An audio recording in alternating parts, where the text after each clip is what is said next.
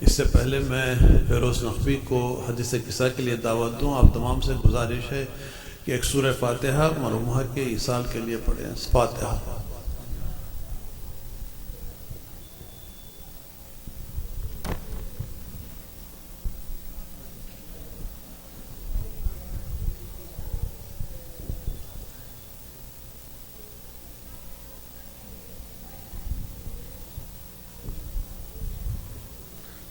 بر محمد و آل محمد صلوات۔ اب میں گزارش کروں گا جناب فیروز نقوی صاحب سے آ کر حدیث قصہ کی تلاوت کریں۔ جناب فیروز نقوی صاحب۔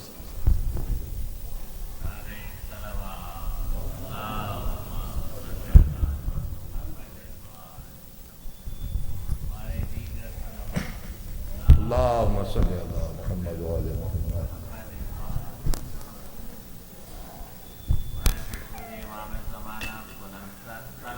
اللهم صل على محمد وآل محمد۔ اعوذ باللہ من الشیطان الرجیم، بسم اللہ الرحمن الرحیم۔ اللهم صل على محمد وآل محمد، اللهم صل على محمد وآل محمد، اللهم صل على محمد وآل محمد، بسم اللہ الرحمن الرحیم۔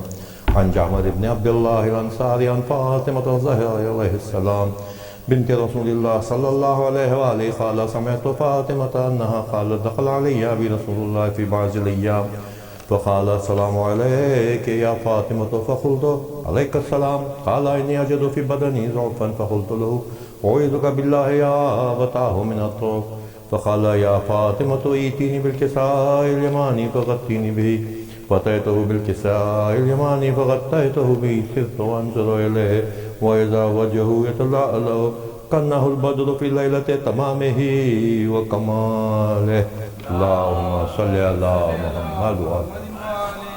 فما كانت إلا ساعة إذا بولدي الحسن قد أقبل وقال السلام عليك يا أمه، فقلت وعليك السلام يا قرة عيني وثمرة فؤادي، فقال يا أمه إني أشم عندك رائحة طيبة كأنها رائحة جد رسول الله، فقلت نعم إن جدك تحت الكساء، فأقبل حسن نحو الكساء وقال السلام عليك يا جده يا رسول الله، أتأذن لي أن أدخل معك تحت الكساء؟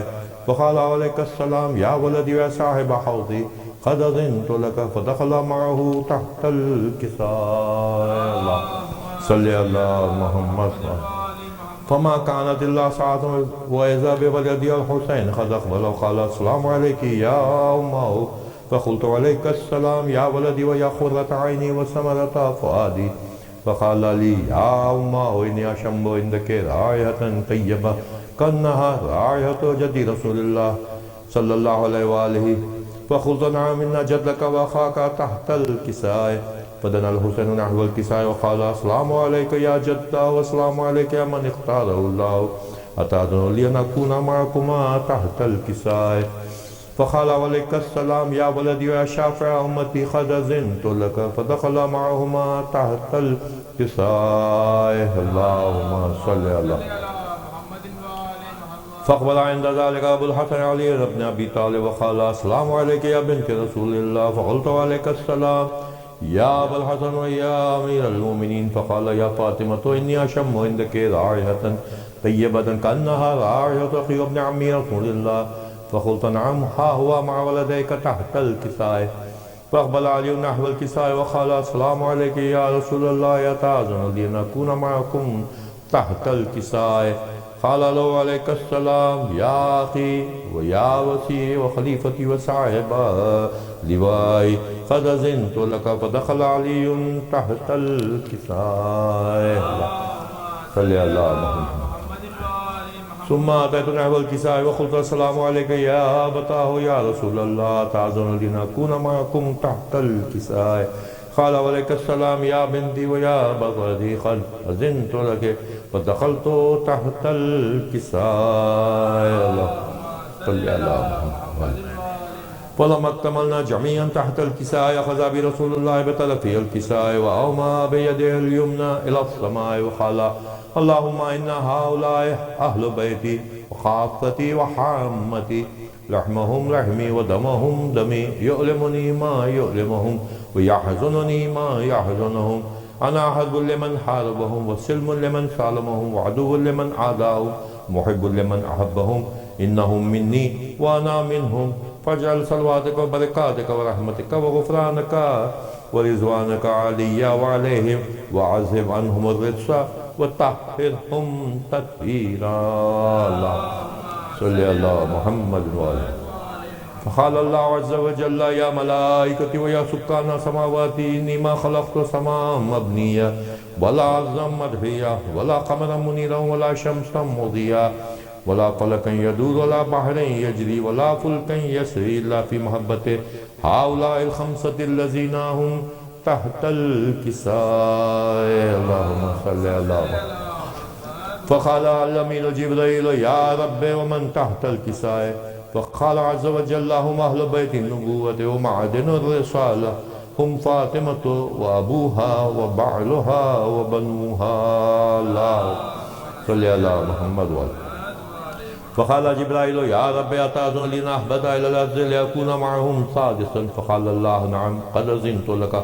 فهبط الأمين جبرائيل وقال السلام عليك يا رسول الله العلي الأعلى يقرأك السلام ويقصك بالتحية والإكرام ويقول لك وعزتي وجلالي إني ما خلقت سماء مبنية ولا أرضا مدحية ولا قمرا منيرا ولا شمسا مضيا ولا فلكا يدور ولا بحر يجري ولا فلكا يسري إلا لأجلكم ومحبتكم وقد أذن لي أن أدخل معكم فهل تأذن لي يا رسول الله؟ فقال رسول الله عليه السلام يا من وحي الله إنه نعم قد أذنت لك. فدخل جبرائيل معنا تحت الكساء فقال لأبي إن الله قرأها إليكم يقول إنما يريد الله ليعذب عنكم الرجس أهل البيت يطهركم تطهيرا اللهم صل على وآله. فقال علي لأبي يا رسول الله أخبرني ما لجلوسنا هذا تحت الكساء من الفضل عند الله؟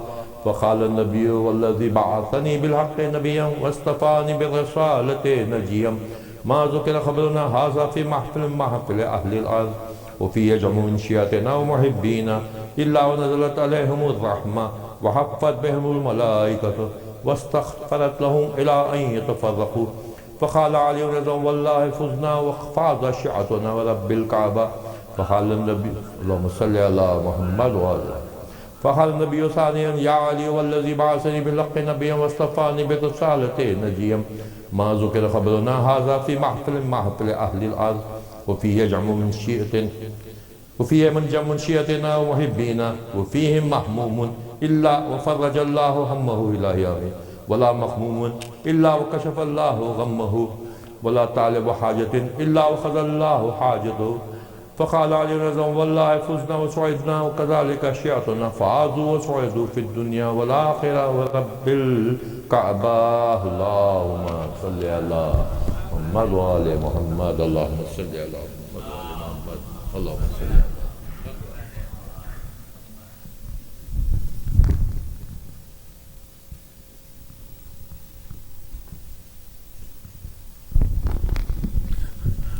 بہت شکریہ جناب فیروز نقوی صاحب. اب میں گزارش کروں گا لطف نقوی سے آئیں اور مرثیہ شروع کریں. بسم اللہ.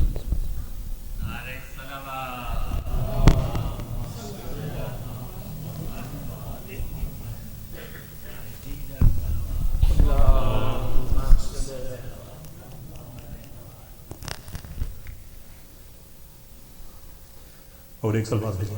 اللہم صلی علی محمد والی محمد. قتل ہو گئے بھائی بے ردا ہوئی زینب. قتل ہو گئے بھائی بے ردا ہوئی زینب. ہر نظر تماشائی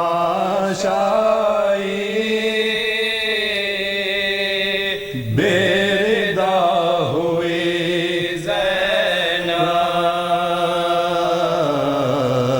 ہر نظر تماشائی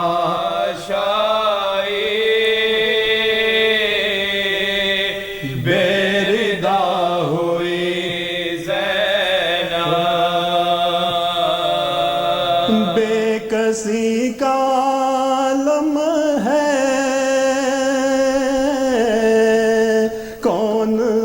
خبر لے گا،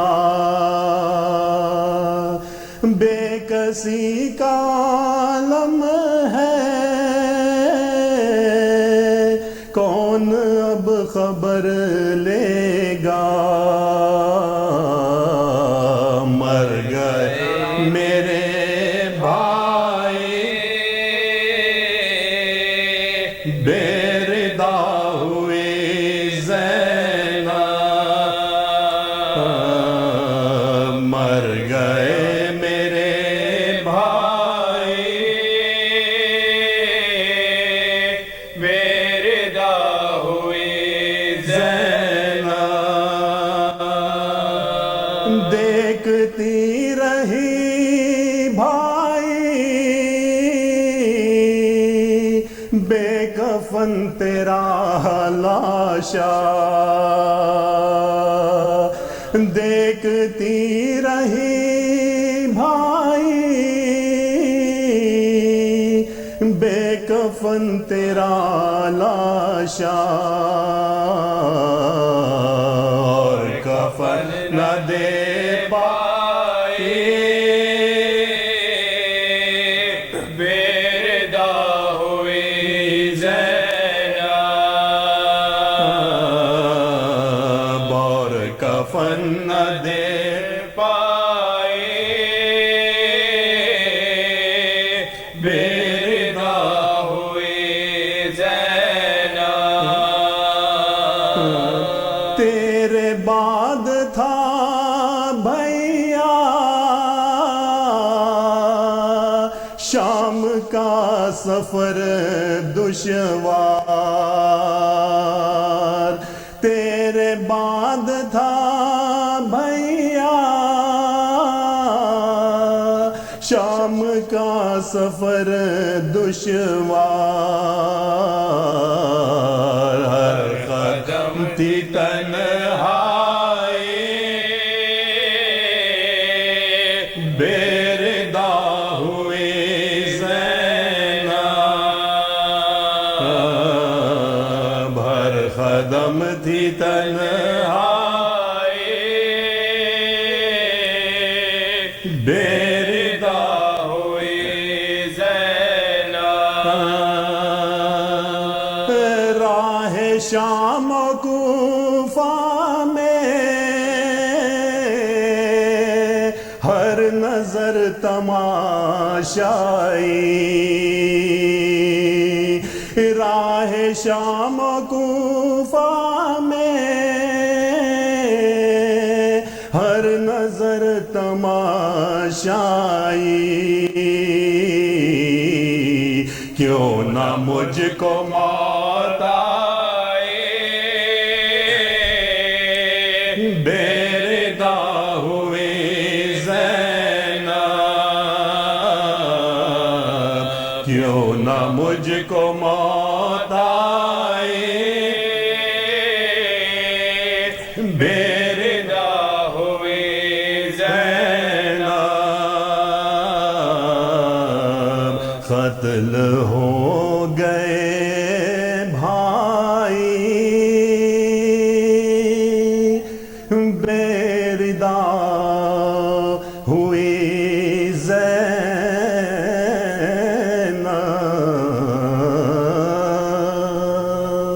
صلوات اللہم صلی علی محمد وآل محمد،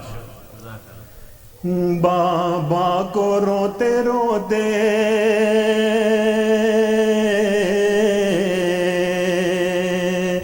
زہرا گزر گئی، ہل پڑ گیا کہ بنت نبی کوچ کر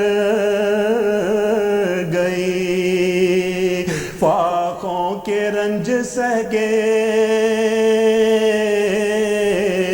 حضور پدر گئی، محبوب کبریا کی عزادار مر گئی، محبوب کبریا کی عزادار مر گئی،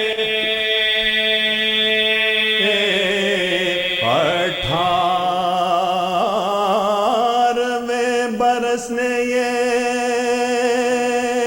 آفت دکھائی ہے آل نبی کو چرخ نے لوٹا دہائی ہے آل نبی کو چرخ نے لوٹا دہائی ہے زینب کا حال یہ ہے کہ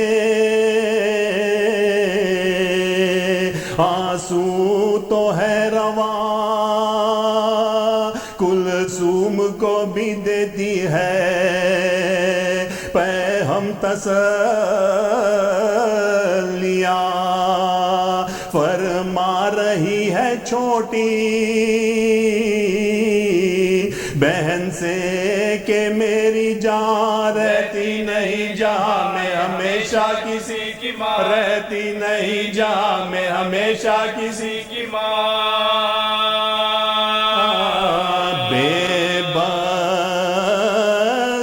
ہم کو چھوڑ کے گریا چلی گئی اللہ نے بلا لیا اماں چلی گئی اللہ نے بلا لیا اماں چلی گئی زینب کی بھولی باتوں پہ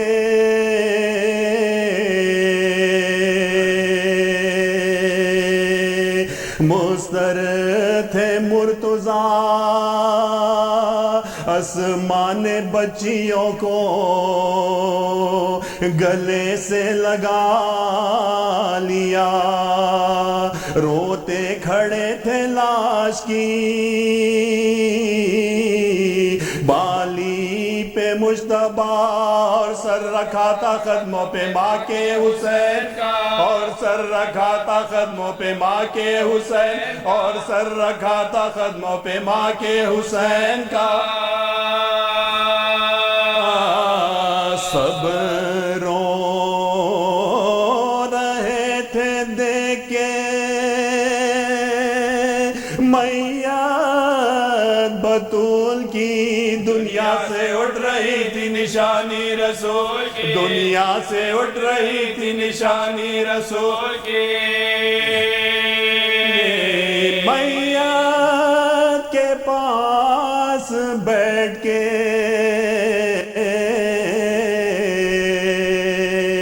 بولے یہ مرتضیٰ بچوں سنبھالو دل کو کہ یہ صبر کی ہے جا اب اہتمام کرنا ہے میت کے غسل کا اسماء کے ساتھ صحن میں جاؤ پدر فدا اسماء کے ساتھ صحن میں جاؤ پدر فدا تحمیل ہو وصیتیں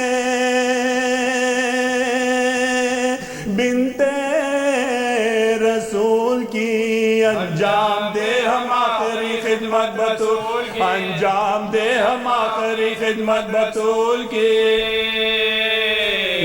زہرا کو غسل دے چکی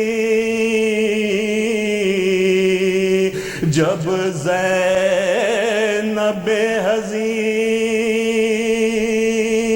آ کر کفن پہنانے لگے بادشاہ دین آئے حسن حسین بھی روتے ہوئے قریب ماں کے گلے لپٹ گئے دونوں ماں کے گلے لپٹ گئے دونوں ماں کے گلے لپٹ گئے دونوں وہ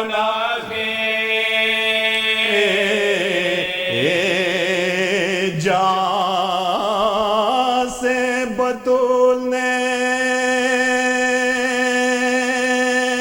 دل کو سنبھال کر لے لی بلائے ہاتھ کفن سے نکال لے لی بلائے ہاتھ کفن سے نکال لے لی بلائے ہاتھ کفن سے نکال کر اللہ کتنے ظلم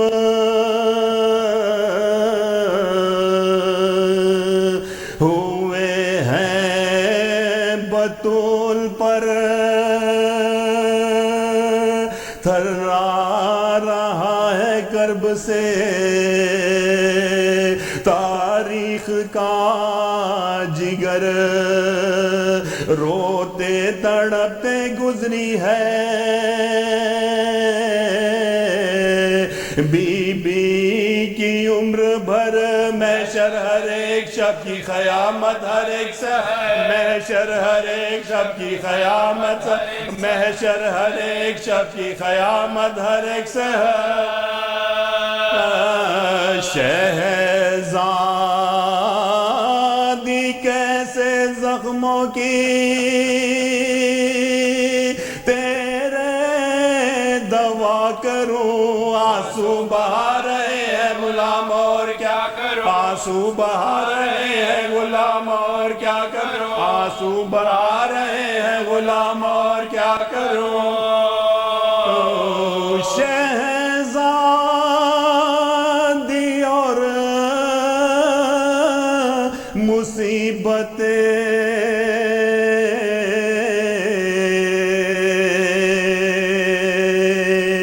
تم کو ہے دیکھنا بیٹے کے پیاسے حلق پر خنجر کو دیکھنا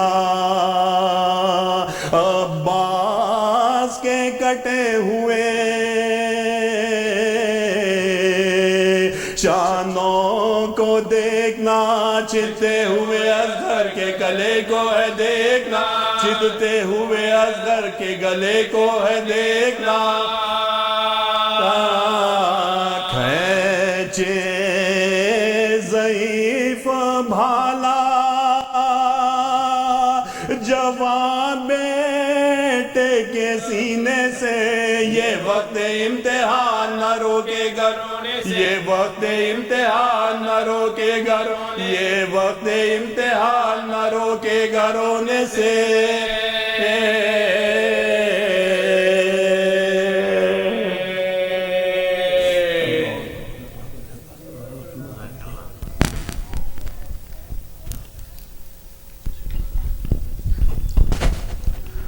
Thank you very much, Professor.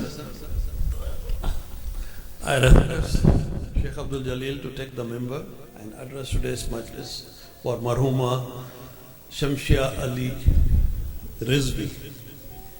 And I request all of you to recite a Surah Fatiha for Shamsia Tahir Ali Rizvi bint Mir Askar Ali Rizvi.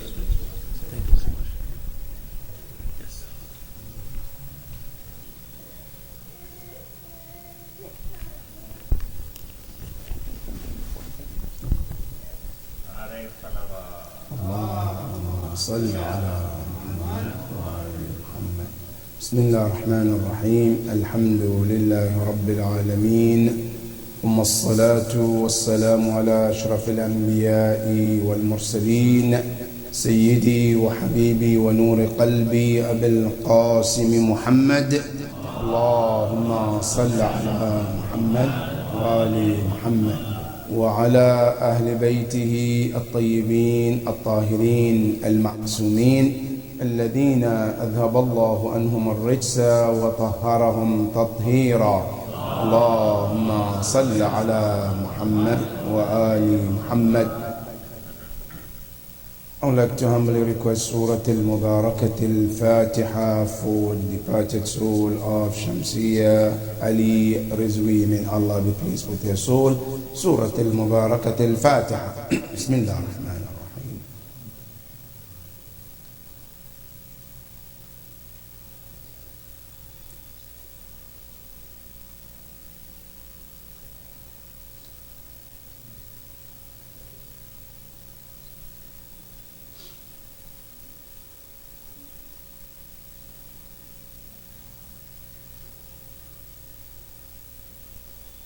صلوا على محمد وآل محمد. اللهم صل على محمد وآل محمد.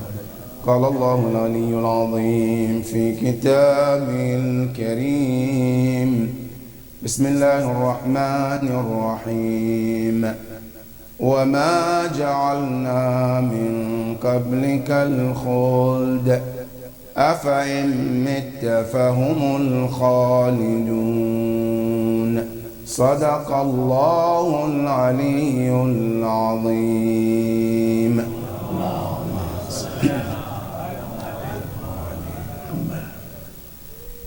This evening, our topic of discussion is about things we can do to change the barzakh of our marhumin. In other words, it's a question. What can I do to make the barzakh of my beloved one much easier and happier? In other words, I as a person living today, can I make a difference in the barzakh of my marhum or not? Now there are two schools of thought when it comes to this question. One school of thought rejects that nothing anybody can do for somebody after they pass. And you know where the school of thought comes in? Wahhabi school of thought. They believe that the moment somebody dies, there is nothing anybody can do to change their barzakh or to make their life in barzakh better. That is the concept of Wahhabi school of thought. And that's why today when you go to Hajj or Umrah, they don't allow you to even stop next to the shrine of Rasulullah to make dua. Why? Because in their mind, Rasulullah is there, there's nothing you can do for you. If you want to ask Allah subhanahu wa ta'ala. That is the concept of what? The Wahhabi school of thought. But in the school of thought, we believe no. Life in barzakh can be made different than what it is today or tomorrow. In other words, you and I have a power to make changes in the barzakh of your marhum or marhum. But the question is, what can I do? What are the things? I as a Muslim, I have a mother who is so dear to my heart. She is my world, but she no more. I used to be as a mommy's boy, mommy's girl, where we used to be very close. But now she's no more. But I still want to do something for her. What can I do to make her barzakh much different, much comfortable? Can I do something or I cannot? Ya Ahl al-Bayt, what can I do? Now, before we go there, let me say that Quran tells you, and this is for those Wahhabi school of thought who don't understand how life in barzakh can be. Quran tells you in Surah Al Imran that not everybody who dies doesn't have any saying in this world or cannot do anything. Allah subhanahu wa ta'ala tells you and I in Surah Al Imran about shuhada, those who got killed in the cause of Allah. Allah said, وَلَا تَقُولُوا لِمَنْ يُقْتَلُ فِي سَبِيلِ اللَّهِ أَمْوَاتًا بَلْ أَحْيَاءٌ عِنْدَ رَبِّهِمْ يُرْزَقُونَ.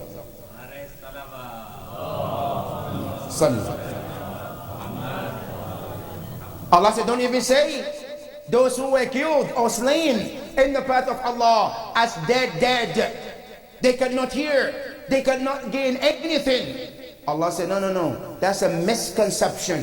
That's a wrong concept. What is the right concept? Allah said, Bal ahya. Allah said, they are living. They can see, they can hear, they can feel, they can sense. Ya Allah, tell us more about that barzakh. Allah said, not only they are living, He said, farihin. They are happy. Farha, huh? Farihin, they are happy. Where? In barzakh. Why are they happy? Because of what they have done in this world, they are gaining that happiness in barzakh.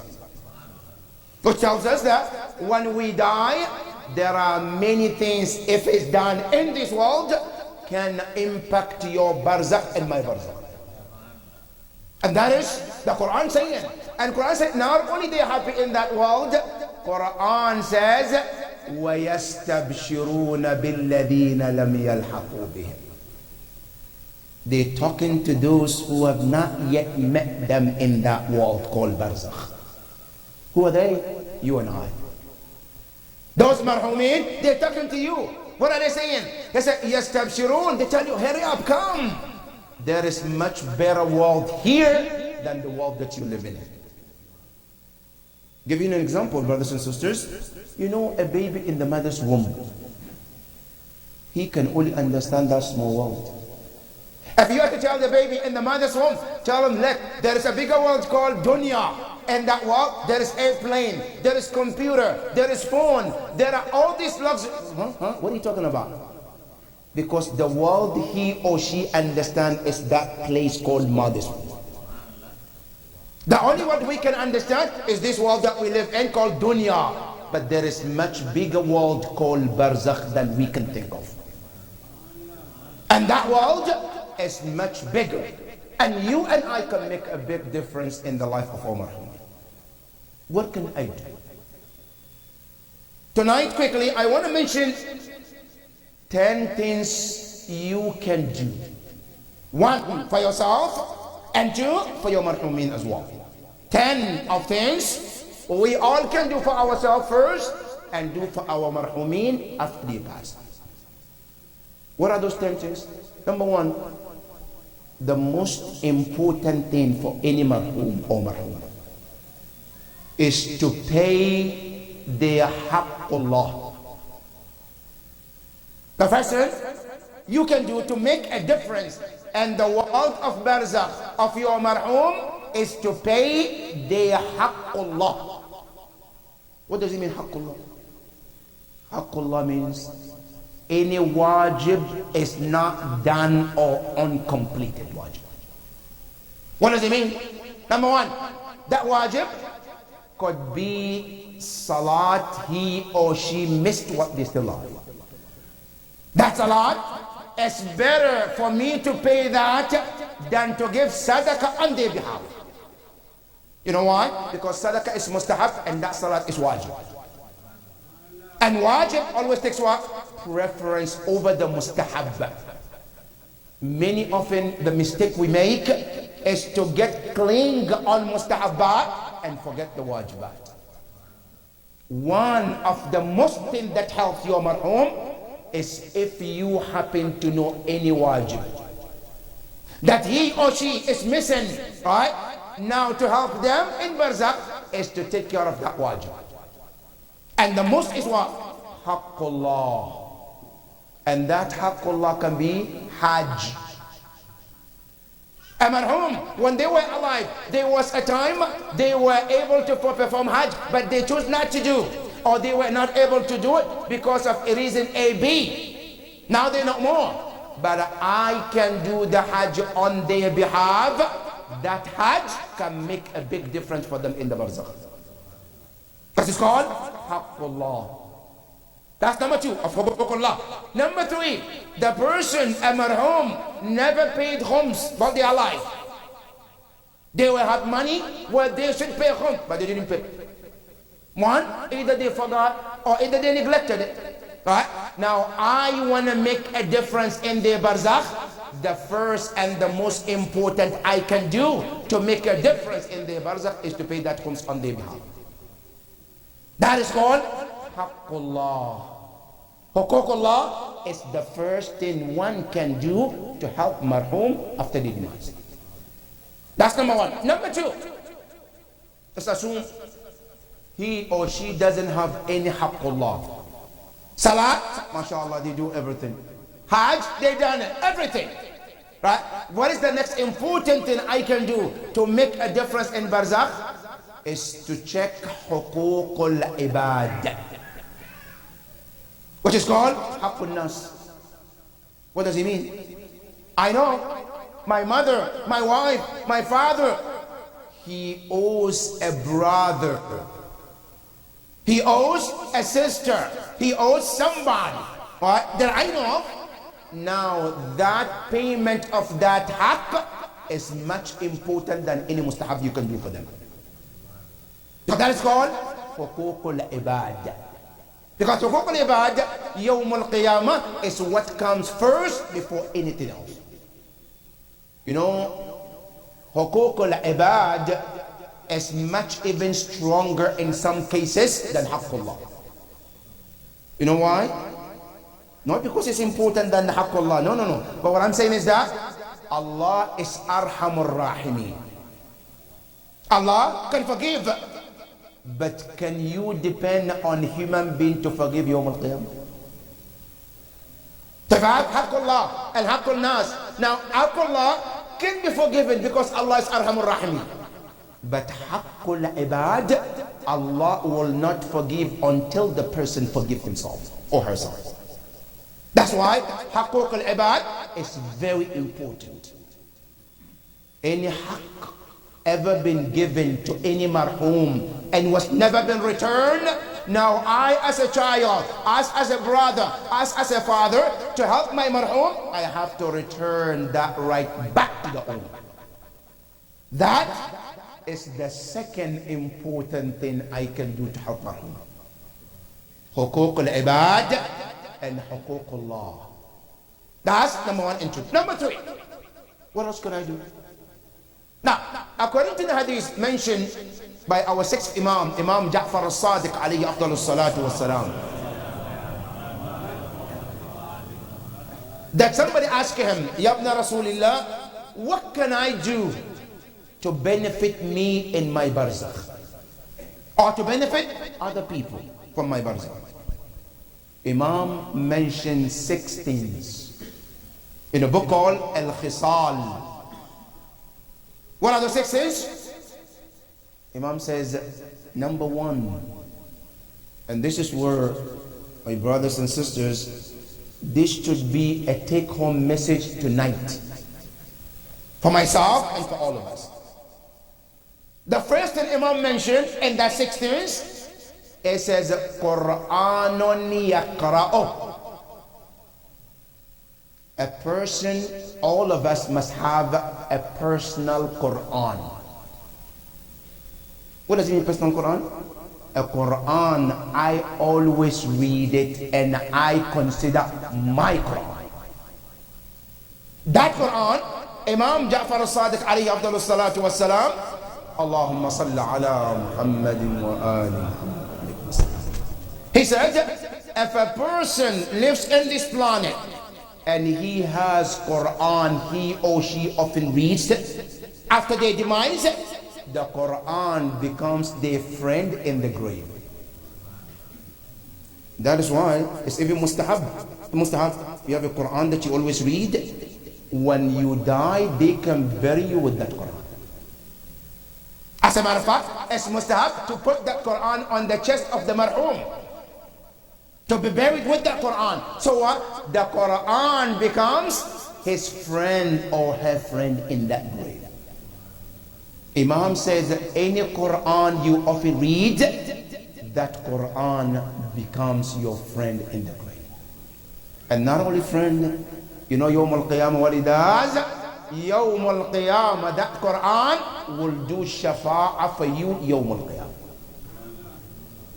That is Quran. So Imam said one of the things that benefit a person after their demise is their personal Quran.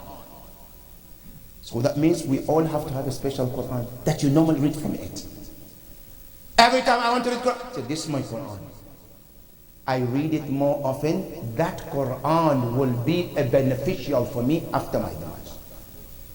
That is number 3. Number 4. Imam also mentioned أو قليب يحفر. You know, many often things, there are little things in this world. We take it lightly. We don't give it importance. But from the hadith of Ahlul Bayt alayhim salam, those little things can make a big difference in your barzakh and your marhum as well. What are they? Imam said, if you and I are able to dig a well, we dig a well where people come and fetch water from it. Every time somebody comes and fetch water to go use it for anything, you, the person who is the cause, you get into thawab of it until the day of Qiyamah. If I want to put it in American context, This is what I call 401k. But 401k of barzakh. That you build it here in this world. I built a well for somebody in a village, remote area where they don't have access to water. And people come, they fetch it, they cook it, they wash their clothes with it. Every time, every person comes and benefit from that well, the thawab goes to you because you are the one who initiated. Now what happened if I didn't do it? My son, I want to do it for my mom. I paid somebody, they dug a well in any part of the world, and that well was being used, and the niyyah was for my mother or my father. Also the thawab reached to her or him after their demise, if that intention was for the prayer. That is number 4 of things that can reach to your marhum. Qulaybun yahfiru. A well you dig, and people benefit from it. What else? Imam Ja'far al-Sadiq alayhi afdalus salatu wassalam sallallahu. He said, not only that, another thing that can benefit, أو غرس يغرسه, to plant anything which becomes beneficial. Plant. And many of us, we don't like planting things. If you plant any tree, it becomes a tree. Somebody stands under it and got a shade for it. The thawab goes to you. Not only that, I planted a tree, and what happened? A bird came and stood out on top of that tree. Oh no, a bird built a nest within that tree, and they took that tree as a place to live. The thawab of it also goes to you as well. Not only that, that tree became a food for a bird. You know what Rasulullah says? Anytime a bird eats from that tree, you get the thawab of sadaqah because you are the one who planted the tree. The Prophet says, أو غرس, any plant, whether it's edible for human being or the animals, anything. Now it's not even edible. It's just a tree which stands there, but it becomes shade for other beings, animals, humans. Anytime anybody benefit from it, you get in the thawab of that tree because you are the cause of the planting. That is another benefit that the Prophet Imam says, it reached you in your grave. What else? Imam said, not only that, there is more to it you and I can do. What are they? It says, أو سنة يؤمل به بعد موت. Sunnah, a custom you started it, and that custom continue after your death. A good custom, you started it, you initiated it, and that sunnah was able to continue after your demise. That sunnah also you get the thawab anytime that sunnah is practiced. Give you an example. And this is also something we can take home, brothers and sisters. I initiate something called Quran studies in my family. Once a week, I call my wife, my children, we sit at Quran halaqah, we read Quran together. And that becomes a custom. Every week, we sit down together, we read Quran, we try to understand Quran. And I pass after that. By my family, they continue that practice. That practice, anytime is practiced, you get in the thawab of it because you initiated as family. Not only that, no, anything that I started, Salat al-Layl, I encourage my family to wake up in the night, to start praying. And they continue that custom that every night they wake up for Salat al-Layl. Not only that, iftar serving I initiated every Ramadan. And that custom continued. After my death, the thawab of doing it, it gets to me also in the grave. Imam Ja'far al-Sadiq alayhi salam. So that is also one of the things that benefit a person after their demise. What else? Imam says, or a water flow, you create where it flows. Now there's two things in this hadith. One, the first one in the same hadith, Imam talks about water you created for people to drink. Now the second one, no, it's just water where animals can also get to eat, to drink from it. Oh no, the water can flow to get to plants, so the plant can benefit from that water. That thawab reaches to you too. Any water access you give for any being, whether it be a tree, whether it be an animal, they come to the access to that water, they drink it, they benefit from it. That thawab also goes to you after your demise.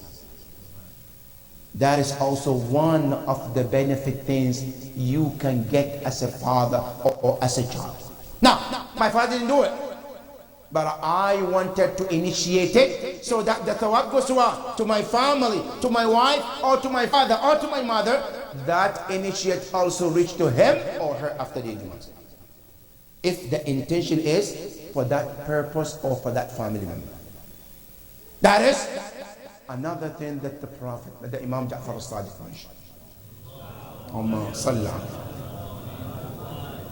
Another thing Imam mentioned, he says, "Awaladun salih," a good child, boy or girl. At any point of time, they raise their hands to make dua for their father or mother. A father or a mother who is demised, and a child, boy or girl, in their salat, in their namaz, they remember their parent. They say, "Oh Allah, my father passed, my mother is no more. Ya Allah, I ask you to have mercy upon them." That dua is so powerful that it can make a difference in the barzakh of the father. It can make a big difference in the barzakh of a mother as well. And the Prophet said, "Awaladun salih," a good child, a boy or girl doesn't matter. And this word is very important, brothers and sisters, for us to always remember our deceased parents.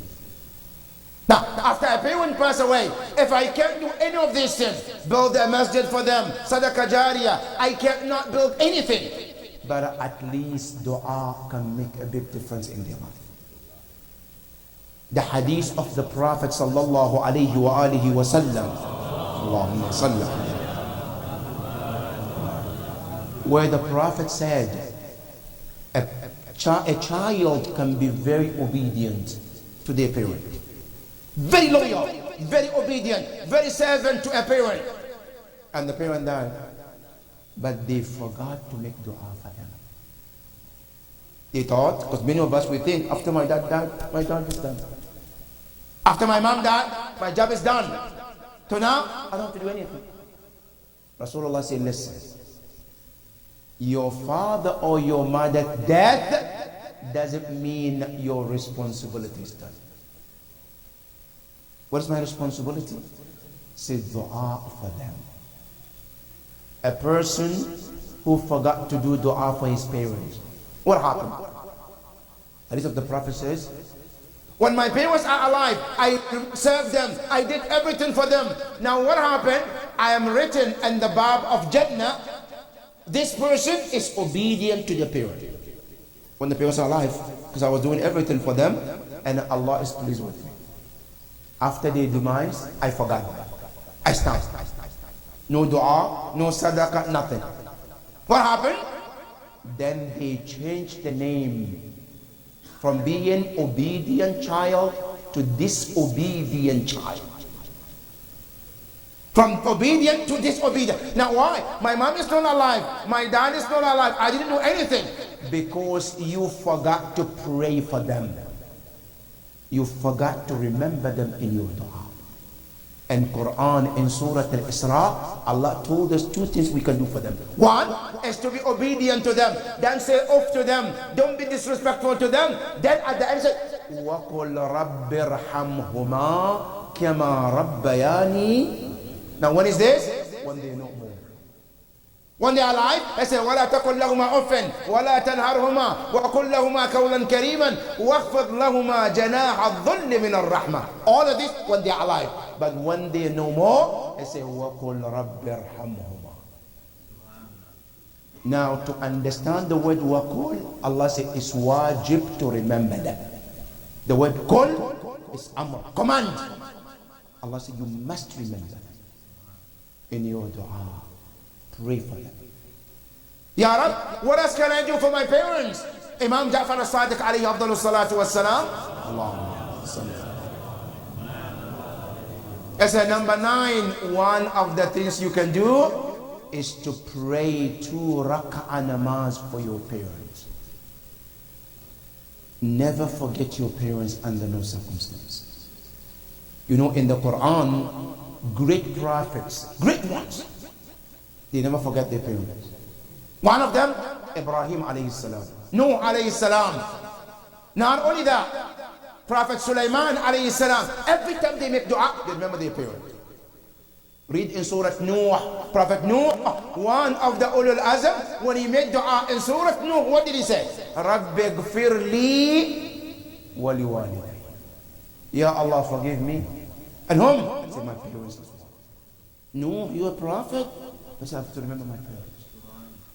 Sulaiman alayhi salam, as the king and the prophet in Quran, when he made dua, what did he say? Rabbi awzi'ni an ashkura ni'mataka allati an'amta alay wa ala walidayya wa an a'mala salihan. He remembered his parents in dua. Our Imam Zainul Abidin salawatullahi wa salam alayhi sallallahu. In Sahif al-Sajjadiyya, he has a special dua for parents. Special dua to remember your parents and make dua for them. And that dua is so powerful. What he said in that dua, Imam remembers if your parents are alive, how Allah should help you to behave with them. If they are deceased, how you should also remember them in your dua. All is mentioned in that dua in Sahif al-Sajjadiyya. That's how to remember our parents. One companion asked Imam, how can I pray for my parents? He said 2 rak'ah prayers. What is that 2 rak'ah prayer? It's called Hadiya lil Walidain. It's a gift to the parent. What do I do in that salah? Imam said that 2 rak'ah prayer, the niyyah is I'm praying 2 rak'ah prayer, Hadiya to my parents. If one is the one deceased, specific for my mother or my father. And in the first rak'ah, it's very easy. Surah Al-Qadr. 1 time. And the second rak'ah, Surah Al-Fatiha and Surah Al-Kawthar. That's it. 2 rak'ah, and the first rak'ah, Surah Al-Fatiha and Surah Al-Qadr. And the second rak'ah, Surah Al-Fatiha and Surah Al-Kawthar. And after you finish the namaz, you say, Ya Allah, send the thawab of this prayer to the grave of my father. You know where it gets so beautiful? The narration said, when you send this salat, the angels, they take the salat and make it in the form of a gold. And they take it to the grave of your father. And as they walk into the grave and they knock at the door, they say, your son brought this salah to you, this gift to you. The way that if you're sitting unexpected, somebody brings thousands of dollars, how do you feel? Sitting in the home, watching TV, unexpected, somebody knocks your door, and then you open, they say, here's a check. What is that for? It's a gift for you. How much? It's $1 million. Huh? I know you're not going to sleep that night. That is exactly how your father or your mother feels in barzakh. When they bring that salah as a hadiyah to an unexpected child and say, this is hadiyah coming from your son or your daughter, it puts your father into the most happiest mood. That your son has remembered you, even though you're no more in this world. And the most important part of this is this, brothers and sisters. When we remember our fathers, our mothers, when we too become marhumeen, our children will remember us. It's a very important golden rule. What goes around comes. Whatever you plant is what you're going to sow. If I plant to remember my parents every day in namaz, when I pass, Allah will make one of your children or all of them to remember you in their namaz as well. That is one of the things that benefit any person in their lives. Number 10, one of the things also benefit in barzakh is to give sadaqah on behalf of your marhum. Sadaqah is so powerful. Any sadaqah. When we say sadaqah, it's not always about money. A glass of water you give to somebody in the niyyah of sadaqah, it reaches to your marhum. A shoes or any slippers I buy, I put it in the bathroom in the name of sadaqah on behalf of my parents. Anytime somebody come to the bathroom in the center or masjid, they put their feet to go and make wudu. Every moment they use it, the thawab goes to your marhumeen on behalf of you that will give Allah. No, I go to Iraq, ziyarah, I buy turba.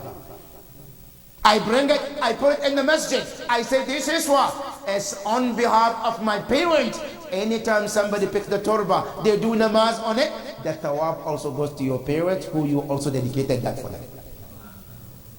Not only that, I go to anywhere, I buy Quran, I put it in the masjid, waqf. Anytime somebody opens it and they started to read that Quran, the thawab goes to you who bought it and the niyyah of whomever you put that Quran for, especially if they are parent. The thawab goes to them as well.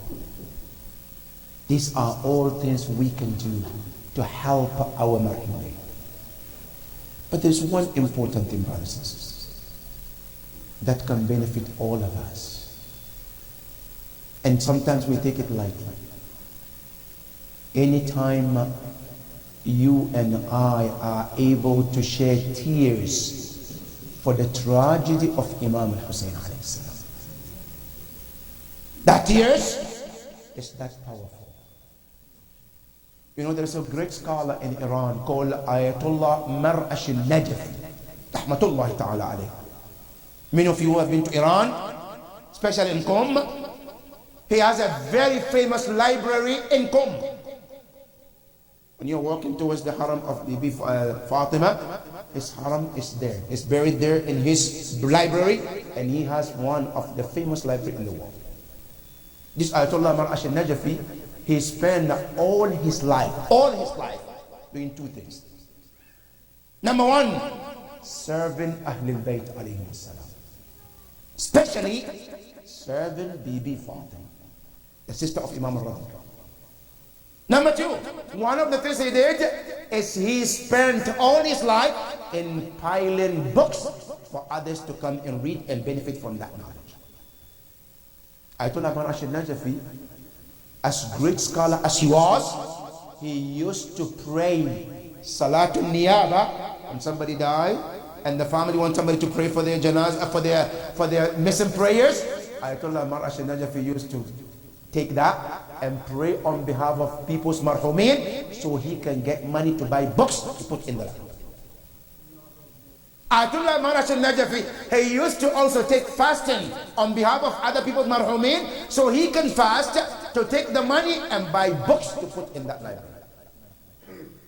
That is how much he dedicated his life in serving Islam.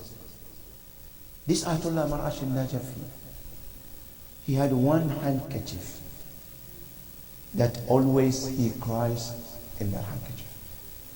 Whenever he goes to the majlis of Imam Hussein alayhi salam, he always carries with him. And every time he cries, he makes sure that the tears touches that handkerchief. And he wrote in his will that when I pass, I want to be buried with this in my grave. They asked him, Ya Ayatollah Mar'ash al-Najafi, what is the significance of this? He said, I have seen the hadith of Ahlul Bayt alayhim salam, that one of the things that benefit any marhum or marhuma is the tears they have shared for Imam Hussein alayhi salam. Any tears was shed for Abu Abdullah is worth to also benefit you in Barzakh. And especially when you remember the musibah of Imam Hussein alayhi salam. One of the worst tragedy we can remember today is musibah of Abu al-Fadl al-Abbas. Abu al-Fadl al-Abbas, what a great brother and a servant of Imam Hussein alayhi salam. You know, Abu al-Fadl al-Abbas, all his life, he dedicated in serving Imam Hussein alayhi salam until his final moment. Abu al-Fadl al-Abbas, on the day of Ashura, he was the flag bearer of Imam Hussein alayhi salam. And Imam Hussein said about him, Ya Abu al-Fadl, he said, anytime I look at you and I see you with that banner, I feel more confidence. That's how much Imam Hussein relied on Abu al-Fadl al-Abbas. And that is why when Sukaina asked Abu al-Fadl al-Abbas for water, and he came and asked Imam Hussein for the first time, Imam Hussein said, Ya Abu al-Fadl, you are my backbone. You know what that means to Imam Hussein alayhi salam? When he said, you are my backbone, means you mean a lot to me. He said, Ya Abu al-Fadl, I don't want you to go and get killed, and I will not have anybody to rely on, Ya Abu al-Fadl. Imam Hussein wouldn't allow him to go until the turn came where Sakina was insisting. When she came to Abu al-Fadl al-Abbas and she said to him, Ya Abu al-Fadl al-Atash, al-Atash, al-Atash. I say, I'm thirsty. Look at my lips. It has been dry for days. Can you get water, Ya Abu al-Fadl? Abu al-Fadl went to Imam Hussein alayhi salam and he said to him, Ya Abu Abdullah, I can no longer take it anymore. Now it has reached to the max of my patient. Sukaina is asking for water and she showed me her lips that has been dry. She never tasted water. Can you give me permission to go get water? Abu al-Fadl al-Abbas, after asking, Imam Hussein said, Ya Abu al-Fadl, you're permitted. Go get water for the children. Abu al-Fadl al-Abbas, he took his way to the Nahr al-Furat. He got there and the water is there. As he looked at that water, as tasty as he was, he took the water in his hand. He wanted to drink, but he remembered the taste of his master Abu Abdullah al-Hussein. He dropped the water in his hand. Ya nafsu min ba'd al-Hussein huni. He said, what soul is going to drink while his master is waiting thirsty? I said, never that will be done when my master is still waiting. He dropped the water. He filled the jar with the water, taking that water back to the tent. Abu al-Fadl al-Abbas on his way to the tent, the enemies of Ahlul Bayt alayhim salam surrounded him. The first one came as he was firing from those enemies in front of him. One of the cowards came from behind of Abu al-Fadl al-Abbas. As he continued firing, he came from behind. He raised his sword. He cut the right hand of Abu al-Fadl al-Abbas. Abu al-Fadl al-Abbas looked at him and he said, Wallahi in qata'tumu yamini inni uhami abadan an dini. I said, I swear by Allah, whenever you cut my right arm, I want you to bear witness that I'm fighting to defend the rightful Imam and the truthful Imam, Imam Hussein alayhi salam. Abu al-Fadl al-Abbas didn't stop his effort. He continued to get the water to the tent, and the fight continues. And the other one came also from behind. He then also cut the left hand of Abu al-Fadl. Abu al-Fadl al-Abbas looked and he said, Wallahi in qata'tumu yasari inni uhami abadan an dini. I swear by the Lord, when you cut my left arm, let it be known that I'm fighting for the truthful Imam and the right guided Imam. Abu al-Fadl al-Abbas didn't stop. The effort continued. Allahu Akbar. He wanted to get the water to those girls in the tent. when Umar ibn Sa'ad looked at his enemy and he said, Wallahi, if you let the water get to Abu Abdullah in that tent, none of us will survive after the water get to the tent. What should we do? Is to make sure that the water doesn't get to the tent of Abu Abdullah. That is when one of them took his arrow. He looked at the jaw of Abu al-Fadl al-Abbas. He shot the arrow. The water spilled. Abu al-Fadl al-Abbas was sitting on his horse. No arms to fight, no water to take to the tent. As he was sitting bleeding from the right and the left, and no water to take to the tent. And arrow came straight to the forehead of Abu al-Fadl. He lost his balance, he fall. As he was falling, he called Abu Abdullah, Assalamu alayka ya Mawla. Imam Hussein alayhi salam was listening. He rushed towards Abu al-Fadl. By the time he got to Abu al-Fadl, he was already on the floor. He was covered with the blood. He was covered with the sand. When Imam Hussein was trying to lift him up, the Musiba is here. Abu al-Fadl al-Abbas, he thought it was the enemy who came to cut his head. He started to speak to him and he said, Ya hada, ya hada, uqsim alayka biman ta'bud. I said, whomever you are, I don't care who you are, but whatever religion you practice is not important. I said, one thing I want to ask you. I said, do not cut my head before my brother Abu al-Fadl, Imam Hussein, comes to say goodbye. These words was the word that broke the heart of Imam Hussein alayhi salam. The narrators, Imam Hussein busted into tears and he screamed in his ears and says, Ana akhuka al-Hussein. Ya Abu al-Fadl, it's your brother Imam Hussein alayhi salam. And Imam Hussein alayhi salam lifted Abu al-Fadl and tried to wipe the blood and the sand on his face and tried to give him the comfort for that he needed at that moment. But every time Imam Hussein put the head of Abu al-Fadl on his head, slowly he will drag his head to the floor. And the second time, the third time, Imam Hussein asked him, Ya Abu al-Fadl, why don't you allow me to comfort you in this manner, in this time, in this difficult time? He said, Ya Abu Abdullah, I've got you to comfort me at this point of time. And a minute later when your head is cut and put on the spear, who will be there to comfort you, Ya Abu Abdullah. Imam Hussein alayhi salam was crying, Abu al-Fadl was crying. Then Imam Hussein said to him, Ya Abu al-Fadl, allow me to take you to the tent. That's the way I do with all the shuhada. Abu al-Fadl said, La ya Abu Abdullah, don't take me to the tent. Imam Hussein said to him, that's what I do with all the shuhada. Allow me, give me the privilege. He said, no, Ya Abu Abdullah. I said, because inni wa'altu sakina. I promise sakina water. Look at Abu al-Fadl Abbas, how very important he took his promises. I said, I promise sakina water and I'm not able to make it. I feel shy to go to the tent and open my eyes and see sakina without water that I promised her.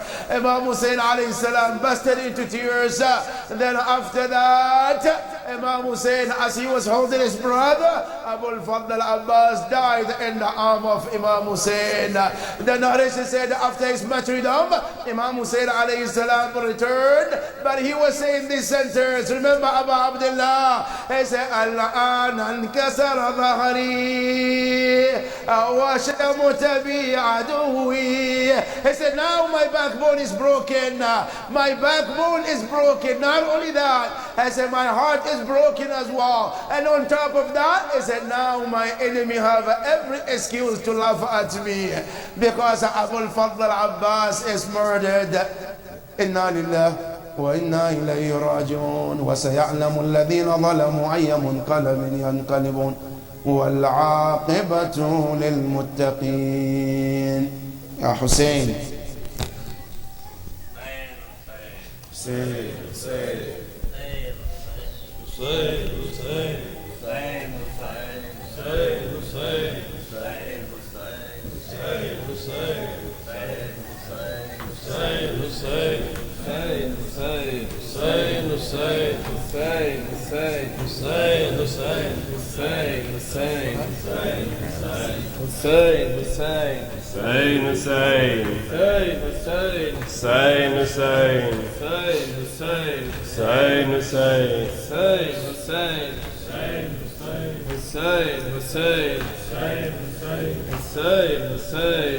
ہے میری بیوی، ہے میری بیوی تیرے در پہ استغاثہ ہے، تیرا ممنون میری شہزادی جہاں سارا ہے، یا زہرا یا زہرا یا زہرا یا زہرا، تو ہمیں حفظ اور امان دے دے، اپنی چادر کا سائے باندھ دے، تیری قدرت میں کیا نہیں بی بی، تجھ سے چاہے دو جہاں دے دے، یا زہرا یا زہرا یا زہرا یا زہرا، اے میری بیوی،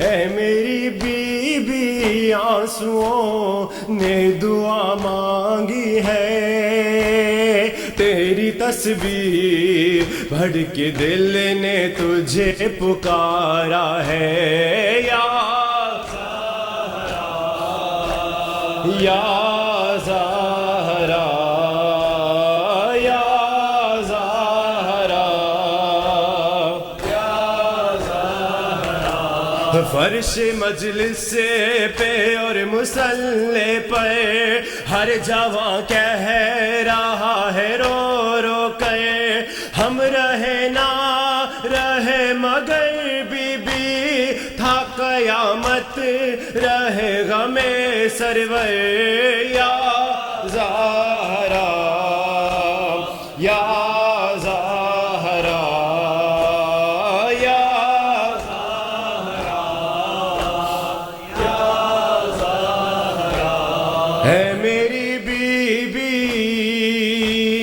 اے میری بیوی، تیرے بچوں کا غم مناتے ہیں، اپنی اولاد سے کہیں بڑھ کے غم یہ پیارا ہے، یا زہرا یا زہرا یا زہرا یا زہرا، تجھ کو امت نے یوں ستایا ہے، مرگ محسن پہ بھی رلایا ہے، تجھ کو بابا کے بعد امت نے ہائے دربار میں بلایا ہے، یا زہرا یا زہرا یا زہرا یا زہرا، اے میری بیوی، اے میری بیوی، کتنی صدمے اٹھائے ہیں تو نے، جیتے جی تجھ کو میری شہزادی غم نے مارا ہے، یا زہرا یا زہرا یا زہرا یا زہرا، ان شہیدوں کا یہ مقدر ہے، صاحبہ ان کا تیری چادر ہے، ان کی سینوں پہ میری بی بی داغ ماتم نشان حیدر ہے، یا زہرا یا زہرا یا زہرا یا زہرا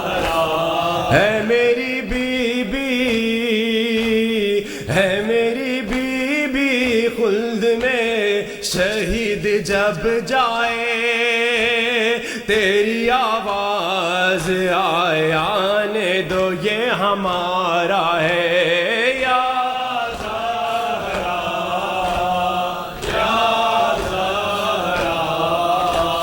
یا زہرا تجھ کو امت نے یوں ستایا ہے مرگ محسن پہ بھی رلایا ہے مرگ محسن پہ بھی رلایا ہے تجھ کو بابا کے بعد امت نے ہائے دربار میں بلایا ہے یا زہرا یا زہرا یا زہرا یا زہرا